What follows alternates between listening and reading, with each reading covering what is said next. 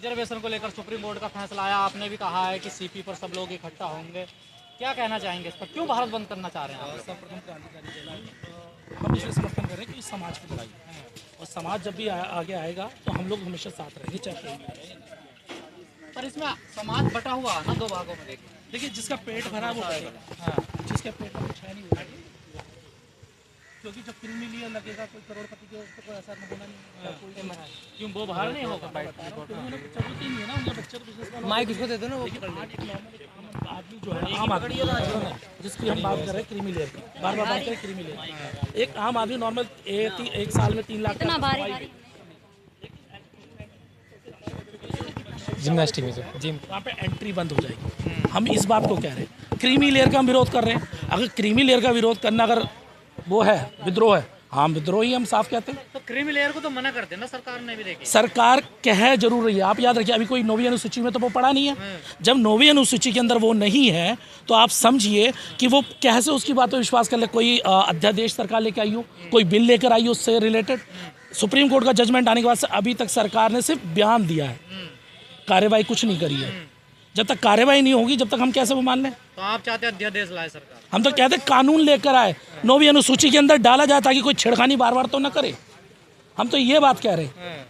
तो यहाँ छेड़खानी कहाँ, यहाँ वर्गीकरण किया गया सुप्रीम कोर्ट द्वारा, वो भी सरकार द्वारा। देखिए, वर्गीकरण जब हुआ और कई वाल्मीकि समाज के भाइयों ने उल्टी सीधी बातें कहीं सोशल मीडिया पे आके कि लठ बजाएंगे, ये करेंगे वो करेंगे, हमने उन्हें कभी भी गलत तरीके से उन्हें जवाब नहीं दिया। हमने कहा आप हमारे भाई हो और हम आपके साथ खड़े हैं, लेकिन उसके बावजूद भी ना हमने उनका विरोध किया। और ये मेरा अधिकार है, अगर हमारे आरक्षण के ऊपर उंगली उठाई जाएगी तो हम सड़कों पर आएंगे, सीधी सी बात है। तो आप 21 तारीख को भारत बंद करेंगे? हम लोग हैं, सिर्फ मैं नहीं कर रहा, देश के तमाम लोग कर रहे हैं। और समर्थन में, हम समर्थन में, खुला समर्थन में। मैं बता दूं आपको, जो हमारी भी इनपुट, हमारे जो जानकारी है, पूरा बिहार में पूरा भारत बंद का असर दिखाई देगा आपको, हरियाणा में दिखाई देगा, राजस्थान के अंदर आपको दिखाई देगा।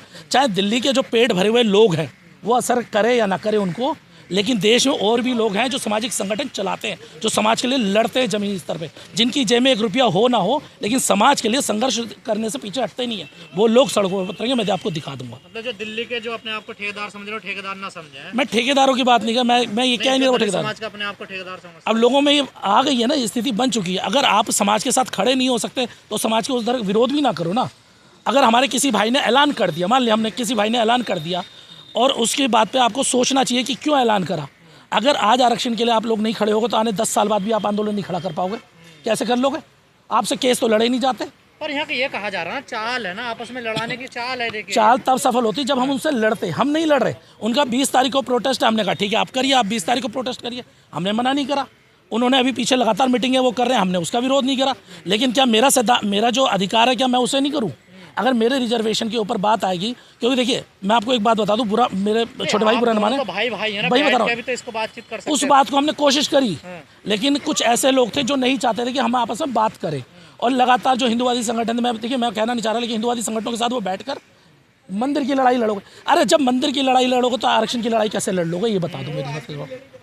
जब आरक्षण की लड़ाई तो वही लेगा ना फ़ायदा, वो जो पढ़ाई करेगा। हम लोगों ने शिक्षा को अपने परिवार में डाला, हमने लिया, तब जाके हमें अपने हक अधिकारों की बात पता लगी, तब हम लोगों ने लड़ना शुरू करा।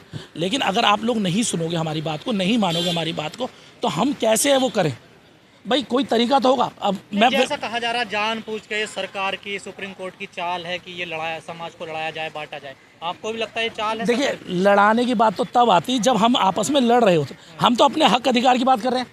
बाबा साहब एक बात कहते हैं ना, अगर मेरे कारवा, मैं बता रहा हूँ भाई जी, बाबा साहब ने कहा मेरे कारवा को आगे नहीं ले जा सकते, वहीं रोक देना। अब हम लोग क्या कह रहे हैं, नहीं, कारवा को आगे भी नहीं जाने देंगे, यहाँ भी नहीं रुकेंगे, पीछे ले जाओ चाहे। अगर आज आरक्षण के अंदर जो मैं कह रहा हूँ जो क्रीमी लेयर लग गया, तो जो हमारे गांव देहातों से पढ़ लिख के बच्चे थोड़ा सा, आप इसे सिर्फ नौकरी के साथ मत जोड़िए कि नौकरी तक ही सीमित है। ये एजुकेशन में भी लागू होगा।